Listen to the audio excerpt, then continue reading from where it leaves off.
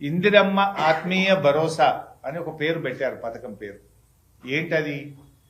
వ్యవసాయ కూలీలకు నెలకు 1000 చొప్పున సంవత్సరానికి 12,000 ఇస్తామని ప్రభుత్వం చెప్పింది. ఎవరు వ్యవసాయ కూలీలు ఎలా గుర్తించాలి?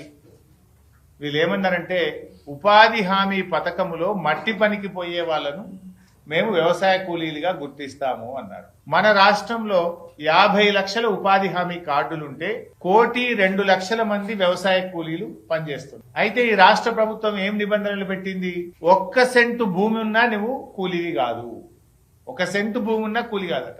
ఉపాధి హామీ పథకంలో ఈ సంవత్సరంలో 20 రోజులు నువ్వు పనిచేసి ఉంటేనే నువ్వు కూలీవి. అనారోగ్యం వల్లనో ఇతర అవసరాల వల్లనో కారణాల వల్ల ఎవరైనా ఉపాధి హామీలో ఏడాది పోకపోతే ఆయన తీసేస్తారట. సెంటు భూమి ఉంటే కూడా ఉండడట. సెంటు భూమిలో ఏమైనా పంట పంటదా?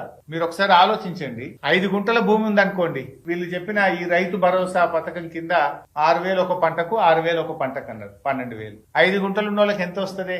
750 వానకాలం, 750 యాసంగి. అంటే 5 గుంటలు ఉన్న రైతుకు 1,500 రూపాయలు వస్తుంది. నువ్వు 5 గుంటలు ఉన్నందుకు వ్యవసాయ కూలీ కింద నీకు 12,000 ఇయ్య అంటుండు రేవంత్ రెడ్డి. ఇప్పుడు 5 గుంటలు ఉండుడే శాపమా?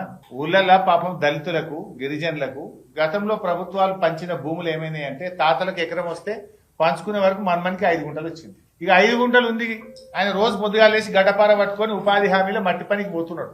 5 గుంటల పంట వండింది లేదు, ఆయన బతికింది లేదు. కానీ నీకు 5 గుంటలు ఉంది కదా, వ్యవసాయ కూలీలకు ఇచ్చే 12,000 నీకు ఇయ్య అంటుండు బట్టి విక్రమార్క. 5 గుంటల పంట పండుతుంది, ఆ దళితుడు బతుకుతాడా? గిరిజనుడు బతుకుతాడా? నువ్వు 5 గుంటల మీద రైతు భరోసా కింద ఇచ్చేదేమో 1,500 రూపాయలు, నువ్వు ఎగ్గొడుతున్నదేమో 12,000 రూపాయలు.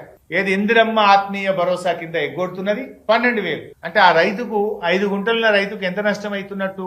10,500 రూపాయలు నష్టం అవుతావు. అదేవిధంగా 10 గుంటల భూమి ఉంది అనుకో బైసాబ్, నీకు రైతు భరోసా కింద వచ్చేది 3,000, నష్టపోయేది 9,000. అద్దెకరం భూమి ఉంది అనుకోండి, రైతు భరోసా కింద 6,000 వస్తుంది, నీవు నష్టపోయేది 6,000. 30 గుంటల భూమి ఉంది అనుకోండి, నీకు వచ్చేది 9,000, నువ్వు నష్టపోయేది 3,000. ఎకరం కంటే తక్కువ భూమి ఉన్నటువంటి రైతులు ఎందరు అంటే 24,57,000 మంది రైతులు ఉన్నారు. ఇందులో అతి ఎక్కువగా దళితులు, గిరిజనులు, బీసీలు మాత్రమే ఉన్నారు. నువ్వు ఇందిరమ్మ ఆత్మీయ భరోసా అంటే ఏంటి? దళిత గిరిజనులకు శటగోపం పెట్టుడేనా? దళిత గిరిజన రైతుల నోరు కొట్టడమే ఇందిరమ్మ ఆత్మీయ భరోసానా?